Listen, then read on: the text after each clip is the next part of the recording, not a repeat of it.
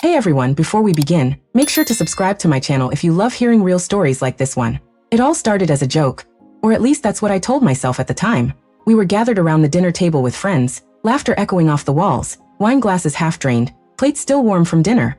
I had no clue that one careless sentence would shift everything that night, and change how I saw my husband forever. Michael and I had been married for 9 years. We'd built a life that looked ideal from the outside. Cozy home, steady jobs, yearly vacations. The kind of marriage people assume must be perfect. But beneath the polite smiles and photo-worthy moments, we'd quietly drifted apart. He hid behind his work, and I hid behind humor. My sarcasm a shield for the loneliness I didn't want to name. That evening, our friends Mark and Olivia had us over for dinner. The conversation moved from jobs to relationships, the way it always does after a few glasses of wine. At one point, Olivia teased her husband for forgetting their anniversary. Everyone laughed, and then somehow, all eyes turned to me. "Careful, Olivia," I said with a smirk, swirling my wine. "If Michael forgets ours next year, I might just have to find myself a new husband." Laughter erupted around the table. I thought it was harmless, just another witty remark to keep things light. But when I looked at Michael, he wasn't laughing. He sat motionless, jaw tight, eyes sharp and distant. Our eyes met for a second, and something heavy and unspoken passed between us. The laughter around the table began to fade, replaced by awkward silence. Michael set down his fork, leaned back slightly and said, "You should. Maybe then you'd finally realize the problem isn't your husband." The air froze. Olivia's hand hovered mid-reach for her glass. Mark shifted uncomfortably, unsure whether to laugh or stay quiet. My heart started pounding. "What's that supposed to mean?" I asked, trying to sound amused. Michael didn't even blink. "It means you've spent years blaming me for everything that's wrong in your life. Maybe a new husband won't fix what's actually broken." No one said a word. My cheeks burned. The laughter died completely. He didn't yell, he didn't need to. His calmness was sharper than anger.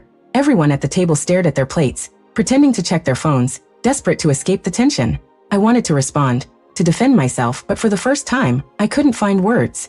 That single exchange felt like our entire marriage unraveling in public. The drive home was suffocatingly silent. Streetlights flashed across Michael's face as he drove, calm, distant, unreadable.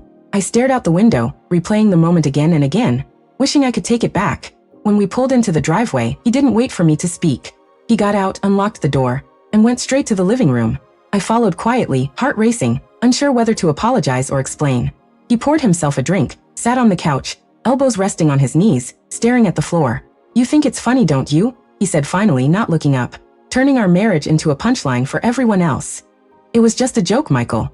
You're overreacting," I said weakly. He let out a bitter, hollow laugh. "Overreacting? You humiliated me in front of our friends, Emma. Do you even realize how often you do that? How often you make me the joke?" His voice wasn't angry, it was exhausted. And somehow, that hurt worse. "I didn't mean it that way," I whispered. "You've just been so distant. I don't know how to reach you anymore. Sometimes joking feels like the only way you even notice me."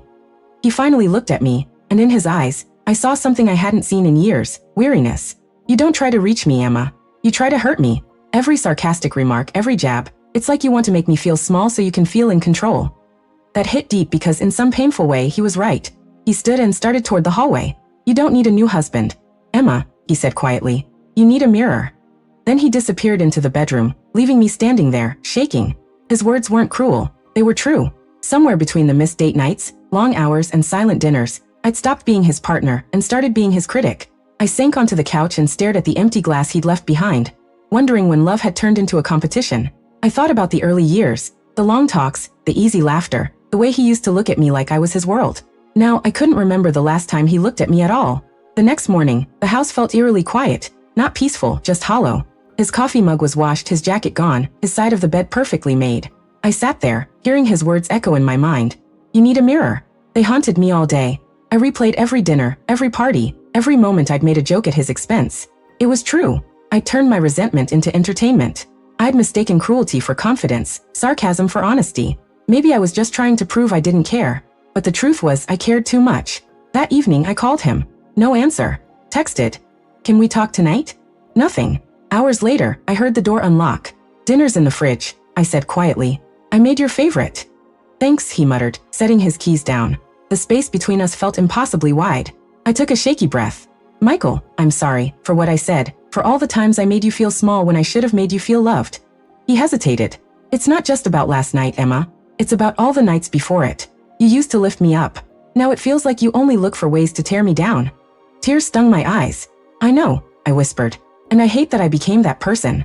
I just felt invisible. Like no matter what I did, you were somewhere else. So I tried to make you see me, even if it meant hurting you. He looked at me then, really looked. The anger was gone, replaced by something heavier, sadness. We both stopped seeing each other, he said quietly. You used jokes. I used distance. And we called it love. We stood there, two broken people holding the shards of something that used to be whole. I don't know if we can fix this, I admitted. He sighed. Maybe not. But we can stop making each other the enemy. For the first time in years, we sat down and talked, not as opponents, not as husband and wife trying to win, but as two people finally trying to understand. And in that fragile silence, I realized something. Sometimes the harshest words are the ones that finally make you see yourself.